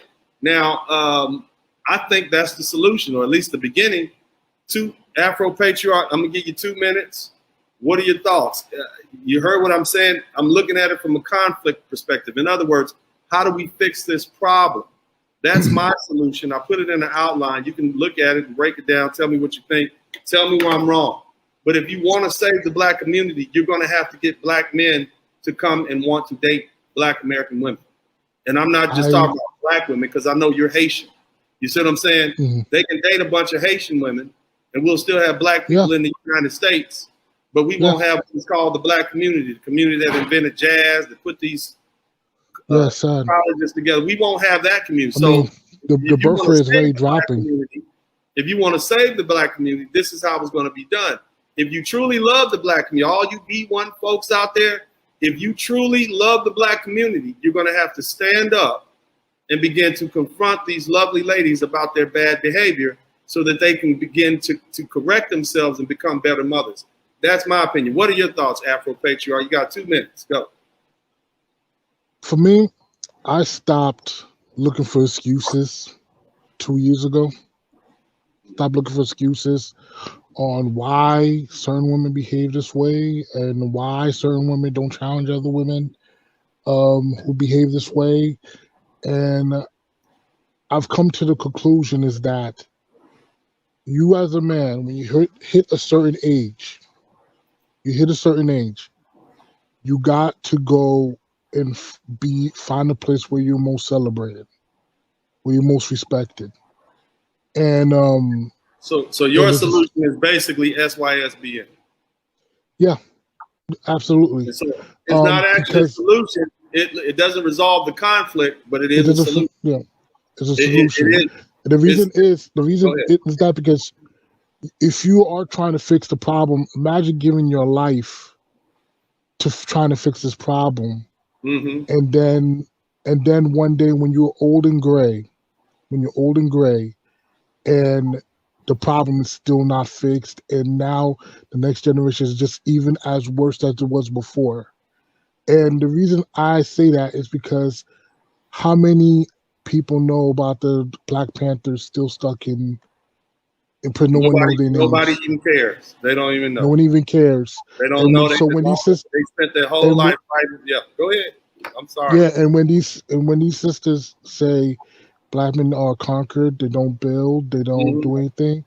The first thing I say, it's kind of strange you say that when there are men actually sitting in prison right now that no one knows about, no one cares about, that risk their lives to free a Black woman so she can go to Cuba.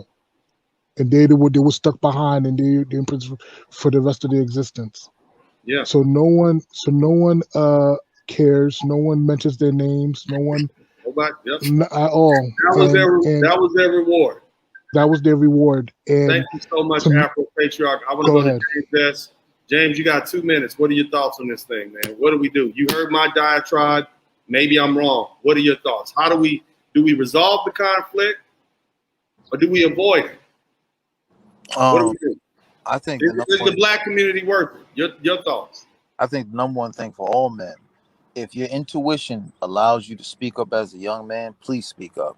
Because too many times we are diminished from allowing our voices to be heard at any age. And I'm not saying to be very, verbally abused. I'm talking about just your intuition as a man, as a young man. You're supposed to question. You're supposed to find things out. And too many times I've seen through my life experiences and many other brothers' life experiences, the women, the diocracy crushes that. And as you get older and older, it becomes habitual. It becomes embedded in you. And that's the most dangerous thing a man could be, to be, dying in silence. You got 1 minute left. How do we get these Black men to begin to stand up for the Black community, especially since we know if they don't, these brothers are going to continue dating out and the Black community is going to be over. If they really love the Black community, they would stand up to these lovely ladies and stop pandering to them, in my opinion. What are your thoughts? I think the number one thing, just, it comes down to the standards. Do not allow nonsense behavior. That is the number one thing. Do not lower your value, man. I mean, we have to look at each other and says, what is our true worth as a man, as brothers? Because it's getting so out of control where we're just, breezing through. We can't breeze through no more because it's becoming detrimental to our health and our existence. And that's the thing I would tell brothers at all times. Don't pander. Stand on your 2 feet. Keep your back straight and keep it moving. All right. Thank you so much. That was your 2 minutes. I want to go to Jay Bones. You got 2 minutes, man. What are your thoughts? What's the answer here? What do we do to save the Black community? Because otherwise, we got a bunch of young brothers like Kalen Walker dating out, and that's it. What are your thoughts? Brother Sperling, 2 minutes is all I need. I think we have a generational gap situation. I saw the live stream that you did with brother T. what is his name? T Johnson or oh, Dr. T. Hassan Johnson. Dr. TSI Johnson. Yeah, Dr. I think we have a Shout out to Dr. I think we have a This is where I got this from. This was on his page. So, but go ahead. Yeah. I think we have a generational gap. To tell you the truth, Brother Sperlin, I think that the brothers that came from your generation, I think you guys are putting together some sort of a situation where we can basically balance it out. But I don't think that we're going to balance it out because I'm in my 20s. The younger brothers, we're not dealing with that. The majority of us are not even dating. We're not dating, these lovely ladies at all. I'm from Jersey. And I can tell you one thing. I work in a public school system. I'm around a lot of these younger brothers all the time, and I noticed that, especially, we have situations where some of them are actually literally leaving the community that they're in and going into predominantly diverse schools and dating the women there. So there is no fixing. There is no fixing going on. I think you guys had a lot of patience in your generation, Brother Sperlin, but for us as the younger crowd, no, it's not happening. There is no way to fix this. There is no coming back from this, because this is the perfect time for you, for us to talk about certain things. And 2 minutes is all I need. One, I'm going to address the fact that Dr. Umar Johnson, on one of his live streams not too long ago, he was talking about the brother H-Rap Brown. A lot of people aren't aware that H-Rap Brown is still in prison. He's still in prison till today. Look at all the sacrifice that our brothers have done, the older generation. Guys like yourself that came out of your generation, Brother Sperlin, you guys have done so much to basically put us in a better spot. And this is what you got. This is the thank you that you got. There is no fixing this situation. There is no going back. And I'm also gonna address one more thing. I'm glad you played the Farrakhan video, because here's something very interesting that a lot of people don't know. The most significant people within the nation now is Riza Islam, Brother Nuri Muhammad, and Brother Wesley Muhammad. These are the three significant people. Back in the day, we only knew Farrakhan, but now we know a lot of the other figures in the nation. One of the things I started to see from people, the brothers in the Nation of Islam now, they're almost kind of like Dr. Umar. They don't criticize black women. None of them criticize these lovely ladies. None of them. And the funny thing about it is that the reason why we should point that out, if you go back to watch some of the old Farrakhan tapes from the 80s and the 90s, he had black women literally leaving the room crying because of the way he used to chastise and criticize them. But he wasn't criticizing them out of insult. He was telling them that we got to get this thing done together. Unless they, we have too many of the sisters that are identifying themselves as they came in on a different boat. Apparently these lovely ladies, they came in on a Mayflower and we came in on a slave ship. But this thing is not fixable. I don't think there's any coming back from this. I think that the majority of the black men who are traveling outside, I don't have any problem with it at all. My suitcase is packed, sitting right there across the room. I'm heading to the Dominican Republic next week. I have no time to be sitting around here trying to fix something that your generation, Brother Sperlin, pretty much put in so much work for. We literally have brothers who are in the Black Panther Party. They're still in prison. So the sacrifice is too heavy. There's nothing more we can do. There's nothing more we can do. I'm sorry. I appreciate that, J Bones. You went a little bit over, so I'm gonna give the other guys a little bit more time. But here's the thing. I love the brothers of the Nation of Islam. I appreciate everything I learned listening to the Honorable Minister Louis Farrakhan when I was young, even though I was just a good old Baptist, growing up, with my family. He said some very powerful things that helped influence my life tremendously, kept me out of trouble, kept me from selling dope, killing our own people. But that is the reason why the Hebrew Israelites are becoming more popular, because they are more patriarchal and they are speaking as to what is actually written in the Holy Bible. There was a time when the Honorable Minister Louis Farrakhan and the Nation of Islam really spoke from a very patriarchal, masculine frame. And I'm not saying they're not now, but now the Hebrew Israelites, if you listen to what they say, if you see how they speak, this is why they have become very popular, because they speak to men and they speak to the masculinity of men, and they have a line in which they will not cross, and they won't accept certain behavior from men or women, or they will call it out and have no problem with calling it out. And so that's why they've become so popular, I would say, over the past 20 years. And even though we have great respect for the Nation of Islam and the Honorable Minister Louis Farrakhan and Malcolm X, Muhammad Ali, all the greats that came out of the Honorable Elijah Muhammad. There's a reason why, I hate to say it, there's a reason why it's not as popular as it used to be. You know, God bless them, love them, I appreciate the work they've done. But it's the reason why the Hebrew Israelites are becoming far more, they're becoming more a part of the Black culture. But either way, D. Gant, thank you so much for patiently waiting, man. You got a couple minutes here. What are your thoughts? Yes, sir. You know, it's a book I once read, man, called The Compound Effect. Mm-hmm. And with that book that I read, it was just saying that so many years of whatever it is that you do, it compounds over time. Mm-hmm. You feel me? You got habits that you do, it compounds over time.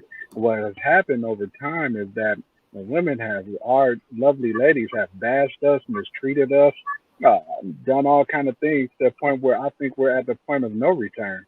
We're not going to get this right. The ship is wrecked. You feel me? We have to go our own way. We have to make the moves that we have to make. We have to empower our children to make the moves they got to make, because in my mind, it is clearly over.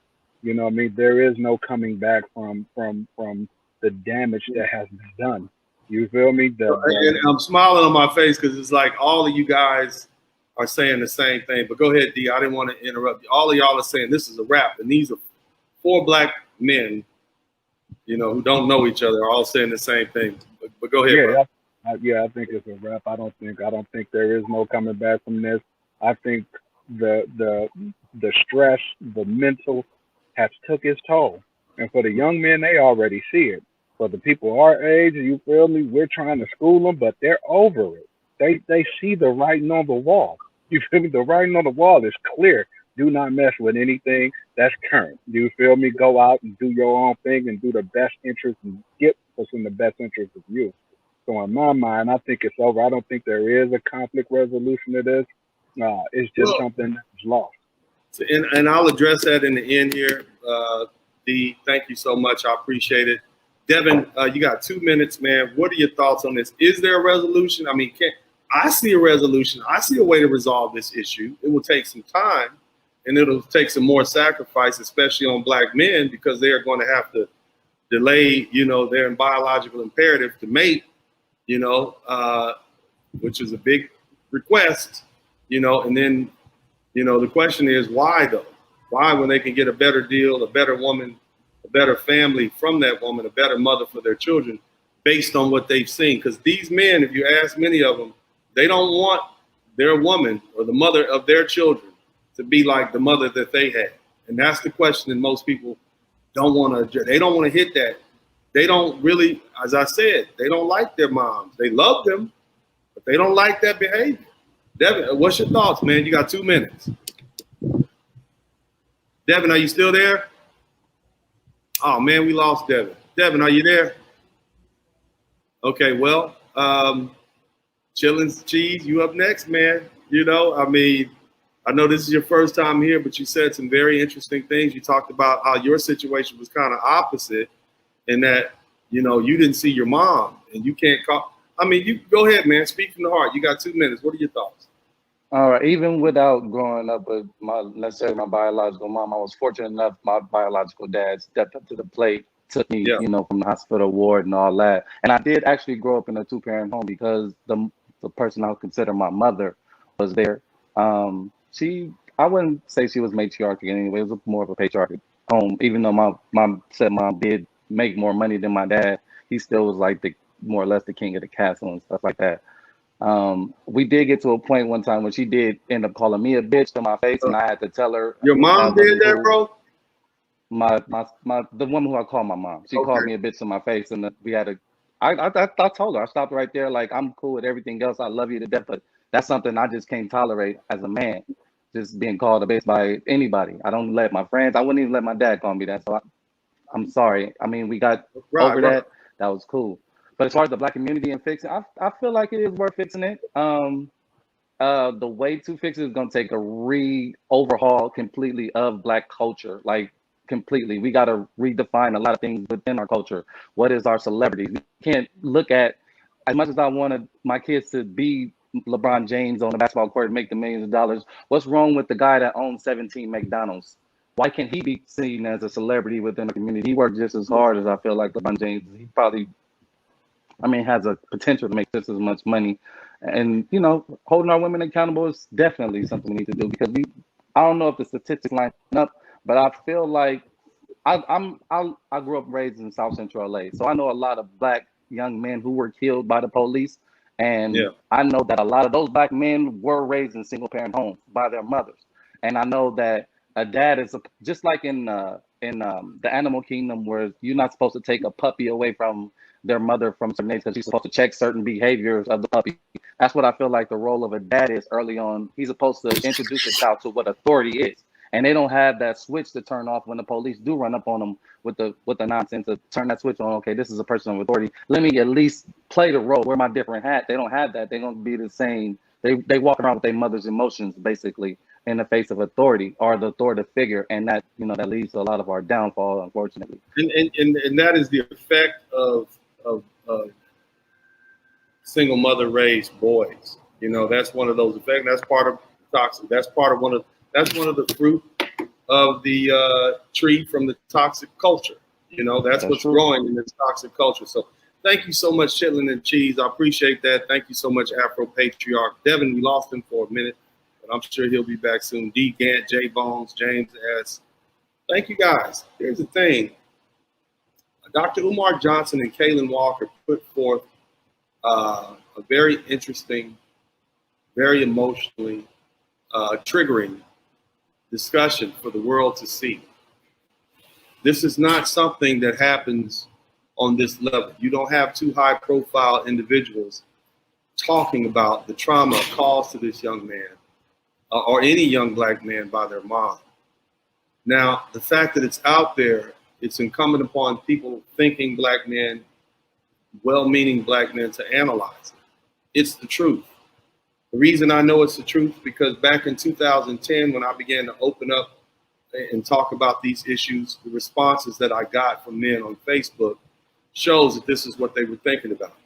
In 2016, when I opened up my Facebook page and literally began to post what black men are saying about their relationship with their mothers and how they grew up, I realized then that the relationship with the mother was the impetus for why these brothers are not dating black American women, why they're not getting married. That was 5 years ago. Now here we are 5 years later, and what I predict to happen 5 years from now is we're going to see more of the same. We have a new generation, Generation Alpha, Generation Z, Generation Alpha. The millennials are now in their 30s. But if you look at the trends of Generation Z and they're not even dating black American women, these young men. They have very interesting things that they say. And these are conversations that they're having before they're even entering into relationships. They're analyzing how they're being treated by women, and they're determining early on that they don't like it. These same lovely young ladies are being taught by the generations that came before them. So you got your 12, 13-year-old daughter acting like her 30, 40-year-old auntie, and young black men are saying, no, I'm not doing that. Now, some of it is because their own mothers behave in the same way, and that's something they don't want to deal with. But that's not a solution. It's a remedy to the conflict that exists between black American men and women, but it's not a solution. The solution would be for us to be able to resolve this conflict. How do we resolve the conflict? Well, damn. First of all, you got to get the people who initiated conflict, who started the trouble, to accept responsibility for it. But as long as you got professional psychologists, psychiatrists, the black community, politicians telling black women, oh, it's never your fault, it's always somebody else's fault, then they'll never accept responsibility for their actions, because they can always blame who? They can blame the baby daddy or the ex-husband or the father of the children. They can blame their parent, their father specifically. And if they can't find anybody else to blame, then guess who they'll blame? They'll blame their own children for their actions, their heinous actions towards their children. When do you ever blame the child abuse? When do you ever blame the child for the child abuser's actions? You don't do that. But in this situation, we're willing to warp logic and good reasoning and good sense to avoid placing blame on the sacred cow of the Black community, and that's Black American women. You got to do it, and you don't have to do it with vitriol, but you got to do it. Now, even if we don't place blame, even if we're able to set everything that's happened over the last 50 years behind us and move forward, it is still a requirement for each one of you Black men to begin to speak up for yourselves. Unfortunately, that Queen Mother Goddess simp chip that you have implanted in the back of your brain won't let you stand up and speak up on behalf of yourself and other Black men. Now, on rare occasion, you have people like Mr. Kevin Samuels and the other gentlemen on YouTube speaking up on behalf of Black men and placing responsibility squarely at the feet of these lovely ladies. But then look how they're reprimanded. If Kevin Samuels had a job, he'd lose it. If some of these other brothers who reprimand Black women for their behavior, they'd be canceled. And then you got fools like me who will get on here and say these things and bring it to you, even as an advocate for Black men, and people get mad at me for doing it. But thank God I'm in a situation where, I work for myself, and my clientele base is only concerned with my ability to win cases for them and succeed as to what I say on the internet. But the bottom line is even I maintain a certain line. And even you don't see me being belligerent or disrespectful, but so, I'm able to walk that fine line. But the bottom line is, brothers, if you want to save the Black community, whether you consider yourself B1 or Black first or whatever, you've got to begin to stand up like men and address these women and place blame and place fault where it belongs. Because if you don't do that, then nothing's going to change. And you're just going to get 40 or 50 more years in the same direction. And at that point, there'll be so few people who consider themselves Black American, it won't matter. We won't have political power. We won't have anything. There will be no need to even have a Black community, a discussion, because there won't be a Black community. Everybody else here in 50 years will be mixed of Black folks from other ethnicities, Black folks from other regions. We won't exist. The culture that invented jazz, the culture that invented hip hop, the culture that came up out of slavery, FBA, Foundational Black, it won't exist anymore. Period. That's the direction that we're headed. If you truly are Black first, and you truly are what they would call a person who believes in Black empowerment, then what you need to do, if you're a man, you need to begin to stand up and address these women and call out their bad behavior, how they raise their children, how they conduct themselves in the home, how they treat their husbands, how they treat their sons, how they conduct themselves in public. Otherwise, it's over. And it's incumbent upon you brothers to do it. Now, if you decide it's not worth it, well, you don't want to resolve the conflict. I get it. If you decide you don't want to hear the backlash and it's not worth it, I understand. There's other remedies. What are they doing? They're finding women from other ethnicities. They just don't want to deal with it. They just don't want to deal with it. Passport bros, SYSBM, dating out, marrying out, not getting married, not having children at all. Pump and dump. This is what they're doing. These are the remedies that they're choosing. I get it. I understand. All I'm doing at this point is laying it out. I hope I've done it in a very analytical manner. I hope I've done it in a way that people can pick this conversation up, pick it apart, prove that I'm wrong, prove that, hey, you know what, if you're referring it to as a conflict, because that's the easy way, that's the clean way to do it. It's a conflict. Just analyze it. Tell me what you think. Maybe there's another way to see it. I'd like to see, but this is a quick and clean way for me to do it. But either way, I appreciate you guys. If you appreciate what I'm doing, please contribute to the Super Chat, the Cash App, and the PayPal. The link is in the bottom. If you'd like to join the conversation at some point, we'll have another one later on tonight. In the meantime, I would like to begin to promote my book sales again. You can get them on Amazon. The link to my books, you can find it. Just type in Dennis Sperling Rules to Live By, and it'll pop up. You can get the books. You could also order the books from me at sperlingdennis@gmail.com. which is right there below. If you'd like to do a private consultation, a private one-on-one consultation with me, go ahead and send me an email, and I'll respond, and we'll talk about it that way. And then if we decide to do a consultation, we'll do that. But in the meantime, you can hit me up at sperlingdennis@gmail.com if you'd like to do that. other than that, man, I've had a great show. Thank you, Jay Bones. Thank you, D. Gann. Thank you, Devin. Thank you, Chitlins and Cheese. This has been a cool conversation. I hope we've made progress. I know there are people who don't want black men even talking about this subject, but it wasn't me. You know, I'm just basing this conversation on what I saw from Dr. Umar Johnson. I think it was cool. And shout out to him. And look, we want to show all respect to our professionals, even if we disagree with Dr. Umar Johnson or whoever else.